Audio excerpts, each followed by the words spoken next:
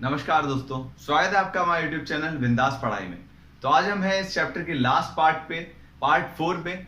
इसमें हम पढ़ेंगे कि भैया ट्रेड पॉलिसी में कौन से चेंजेस लाए, ठीक है। और बाकी जो हमने सारी जो पॉलिसीज देखी गवर्नमेंट की, जो इंडस्ट्रियल सेक्टर में अप्लाई की गवर्नमेंट ने, उसके कारण क्या क्या चेंजेस हुए, पॉजिटिव इंपैक्ट पड़ा उस इंडस्ट्रियल सेक्टर पे या नेगेटिव इंपैक्ट पड़ा, ठीक है।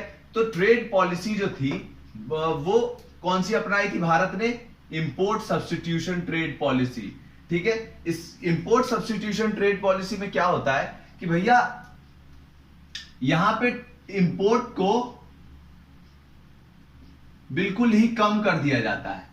इंपोर्ट ऑफ गुड्स को बिल्कुल ही कम कर दिया जाता है कि भैया बाहर से जो सामान आ रहा है वो बिल्कुल ही कम कर देंगे। भैया इंपोर्ट कम से कम हो कंट्री में, जिसके कारण क्या होगा कि कंट्री में जो सामान इंपोर्ट करना चाह रहे हैं हम लोग, वो खुद ही क्यों ना कंट्री में बनाए, ठीक है, और सेल्फ रिलायंस प्राप्त कर ले, आत्मनिर्भर बन जाए, ठीक है, जिससे इंपोर्ट कराने की जरूरत ही ना पड़े। तो भारत ने 1950 से लेकर 1990 तक क्या किया कि भाई इंपोर्ट सब्स्टिट्यूशन पॉलिसी को अपनाया कि इंपोर्ट को बिल्कुल ही कम कर दिया, ठीक है, जिससे ज्यादा से ज्यादा प्रोडक्शन हो अपनी ही कंट्री में और हम लोग आत्मनिर्भर बन जाएं, बाहर से कुछ मंगाने की जरूरत ही ना पड़े, ठीक है।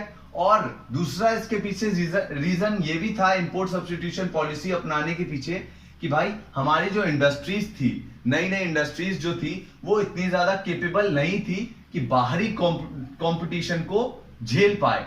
क्योंकि डेवलप्ड कंट्रीज से अगर सामान आता तो एज कंपेयर टू हमारी इंडस्ट्रीज में जो सामान बन रहा है उसके कंपैरिजन में सस्ता होता वो सामान, और लोग कौन सा सामान खरीदेंगे? जो सस्ता होगा, ठीक है। तो यहाँ पे हमारी इंडस्ट्रीज जो थी वो कभी ग्रो ही नहीं कर पाती। तो यहाँ पे इसीलिए इस कारणवश भी सब्स्टिट्यूशन पॉलिसी हमने अपनाया, इंपोर्ट सब्स्टिट्यूशन पॉलिसी अपनाया। अब भैया इंपोर्ट को कैसे कम किया गया? तो दो मेथड थे।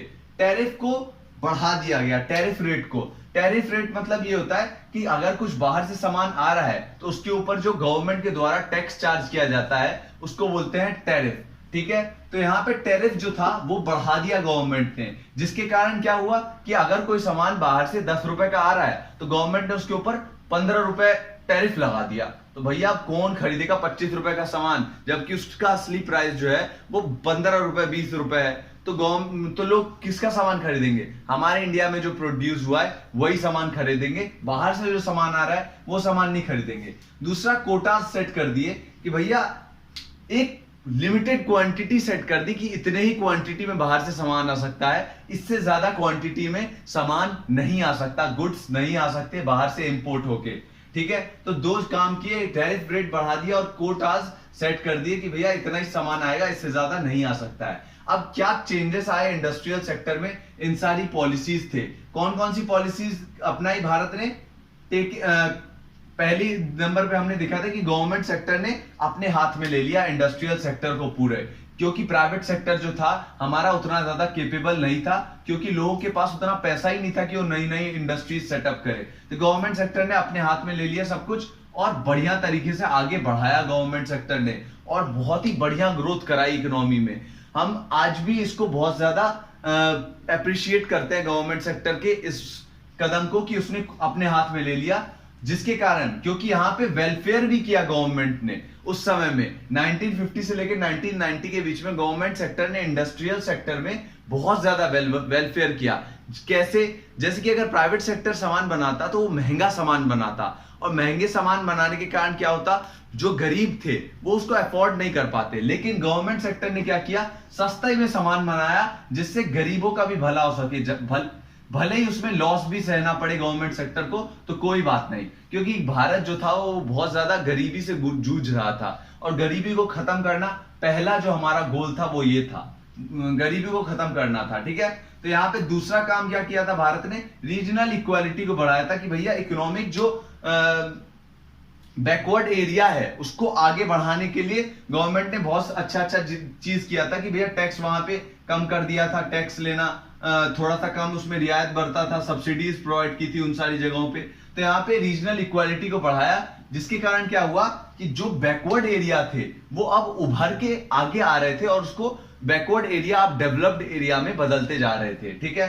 तो यहाँ पे रीजनल इक्वालिटी को करने के लिए प्रमोट किया गवर्नमेंट ने। तीसरा काम क्या किया, स्मॉल स्केल इंडस्ट्रीज को प्रमोट किया। ये बहुत ही अच्छा काम किया। यहाँ पे क्या हुआ, स्मॉल स्केल इंडस्ट्रीज ने इंडिया के लोगों को बहुत ज्यादा एम्प्लॉयमेंट प्रोवाइड किया, ठीक है। गवर्नमेंट ने इसको इसीलिए एनकरेज किया था जिससे ज्यादा से ज्यादा एम्प्लॉयमेंट क्रिएशन करे। तो यहाँ पे इसने अपना काम पूरा किया, इसने ज्यादा से ज्यादा एम्प्लॉयमेंट क्रिएट किया। अब गवर्नमेंट ने इसको कैसे हेल्प किया वो तो हमने पढ़ ही लिया था भैया। टैक्स से इसको क्या किया, गवर्नमेंट ने लोन्स प्रोवाइड किए लोगों को कि भाई आप ये स्मॉल स्केल इंडस्ट्रीज खोलो, हम आपको लोन्स देंगे, ठीक है। तो यहाँ पे लो इंटरेस्ट पे लोन्स दिए। उसके बाद यहाँ पे इनको टैक्स में भी कमी कर दी, इनसे टैक्स भी कम लिया जाता था और इनको सब्सिडीज भी प्रोवाइड की जाती थी इलेक्ट्रिसिटी पे या फिर अलग अलग चीजों पे, ठीक है। तो यहाँ पे हमने देखा कि स्मॉल स्केल इंडस्ट्रीज को प्रमोट किया जिसके कारण एम्प्लॉयमेंट ज्यादा से ज्यादा क्रिएट किया स्मॉल स्केल इंडस्ट्रीज ने। और एक और काम किया, प्रोडक्शन भी बढ़ाया कंट्री में, ठीक है। तो यहाँ पे हमने देखा तीसरे पॉइंट में कैसे अच्छा काम किया गवर्नमेंट ने। चौथा क्या था, ट्रेड पॉलिसी में चेंज लाना। यहाँ पे इंपोर्ट सब्स्टिट्यूशन पॉलिसी अपनाई भारत ने।